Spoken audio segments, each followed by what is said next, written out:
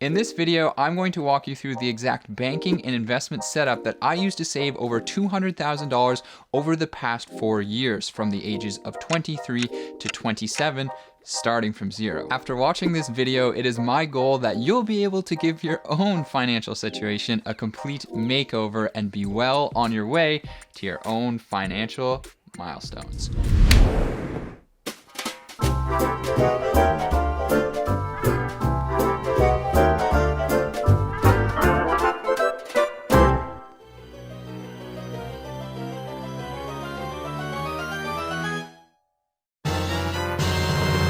So, the easiest way to think about this banking and investment setup is to imagine it flowing across the screen in this direction. Your money flows in through your income and then across all these amazing accounts that you have perfectly set up to manage your money, or at least you will after watching this video. So, let's start where it all begins. Our income. Income is of course the money that we receive from our work. Now, I'm personally self-employed, so I pay myself out of my business. For you, it may be the same, or it may be the money that you receive from your employer.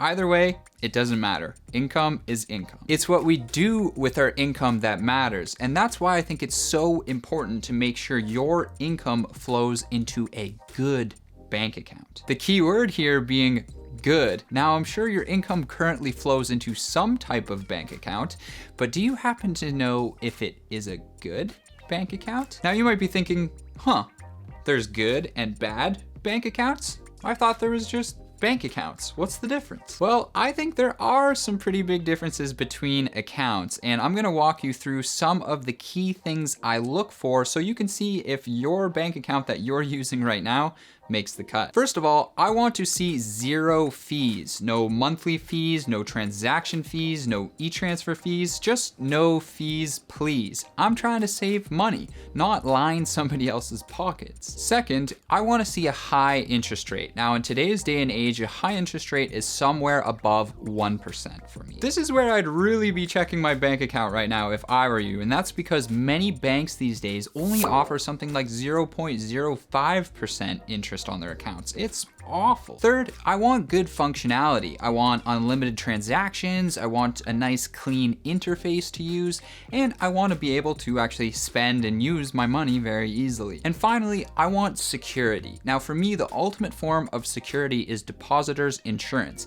In my country, this is CDIC insurance. And if you're watching from the United States, this is FDIC insurance. This protects and guarantees your deposit up to a certain dollar value if the bank you're using happens to go bankrupt. So in my case, I actually just recently switched my main bank to a new bank that I think meets all of this criteria really well. I have to give my friend Maddie Hapoya, a lot of you guys know Maddie, I have to give him a shout out for actually making me take a closer look at this bank, and now I'm switching everything over to it. And that is Neo Financial. So yes, I am in the process of switching over my main banking and moving it over to Neo Financial because I think it's the perfect hybrid bank account between a checking account and a savings account. It has a 1.3% interest rate, which is super high. I really, really like that. On top of that, it has unlimited free transactions, no fees, really clean, easy to use interface, and CDIC insurance. So as far as I'm concerned,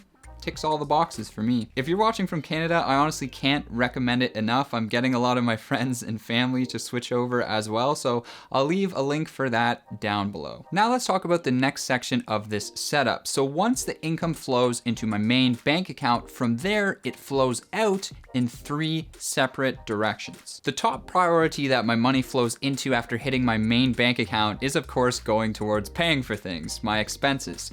But believe it or not only is it really important to make sure your income is going to the right place, but it's also so important to make sure you're spending your money the right way as well. That's because there's 2 big things spending your money the right way can do for you. And that's 1, increase your credit score, and 2, earn you rewards like cashback. I'm personally a really big believer in using a credit card to pay for pretty much everything because when used responsibly, they do provide a ton of perks like offering purchase protection and of course rewards like cashback and also building your credit score. Personally, now that I've switched to Neo, I'll be using their cashback credit card for my main way of spending money. And that's because their card is just awesome. It has no annual fee and this really cool cashback program where basically there's a whole bunch of businesses that you might use on a day-to-day basis or businesses that are around you. Well, they all offer different cashback rates with an average of 4%, which is really high. For example, at Chica's Chicken, which is this Nashville fried chicken place near me that's like ungodly good, but that wrecks your stomach for a couple days after, they have 3% cash back there if you use the Neo card. So honestly, I have to level with you a little bit. This is a bit embarrassing, but I've been using one of the big banks as my main bank for a long time, and I've just haven't gotten around to switching that situation. And it honestly took me until now to finally break up with them. So if you want to break up with your bank as well and use something like Neo, you can check the link down below. And when you sign up for their savings account, you can then also apply for their credit card and get the best of both worlds like I am. Moving on to my emergency fund. So this is the first place that money would flow to after paying for my expenses every month. An emergency fund is 3 to 6 months worth of living expenses that you put into a separate bank account so that you don't touch it unless you absolutely need it. For me, this account that I keep my emergency fund in has pretty much the exact same criteria as my main bank account. But really the main thing I'm looking for is a high interest rate, because you might be parking this money for a long period of time and you might as well earn something on it, right? So I currently keep my emergency fund at EQ Bank because it has a very high interest rate.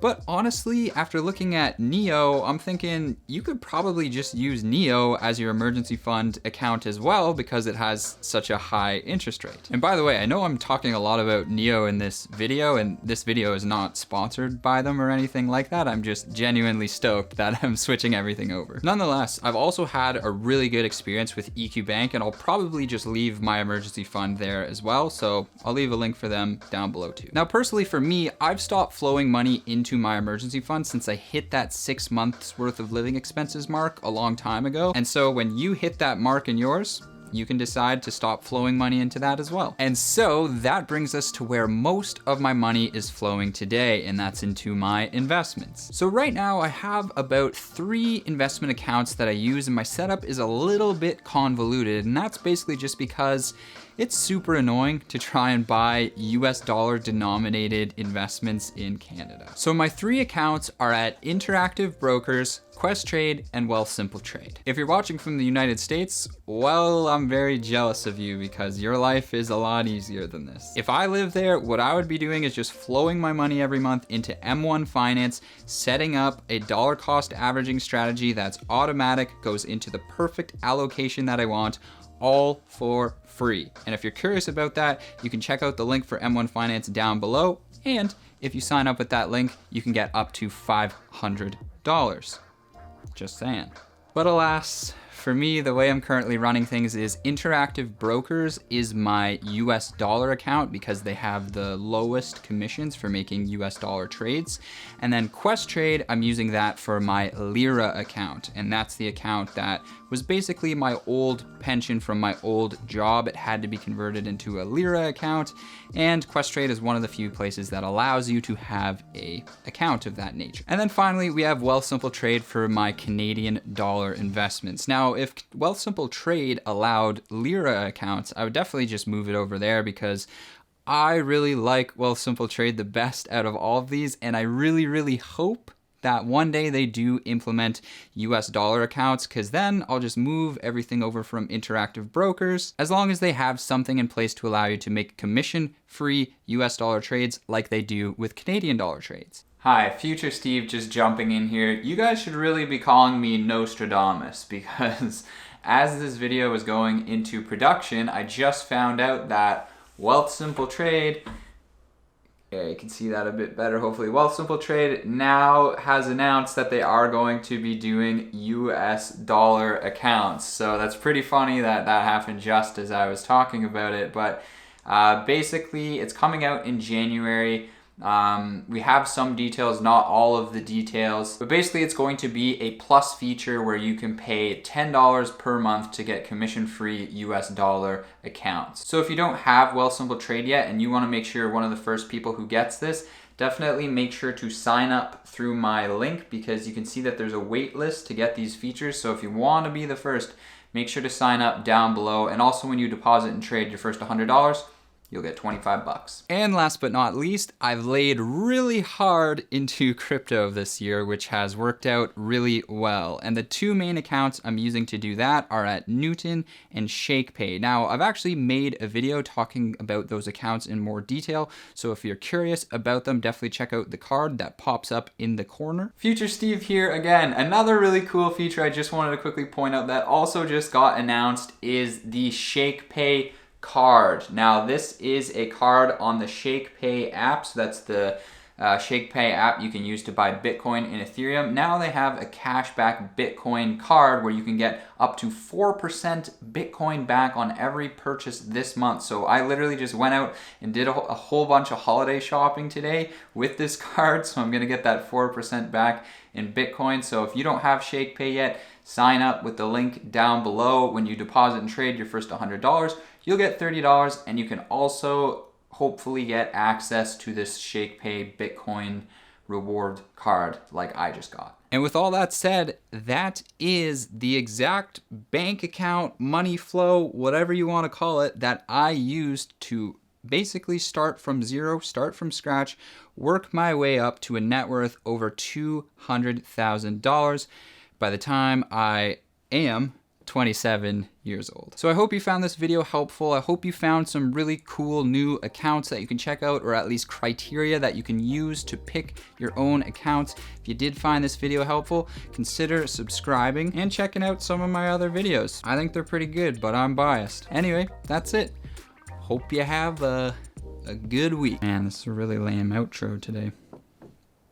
But that's all you get. Thanks for watching. See you again soon.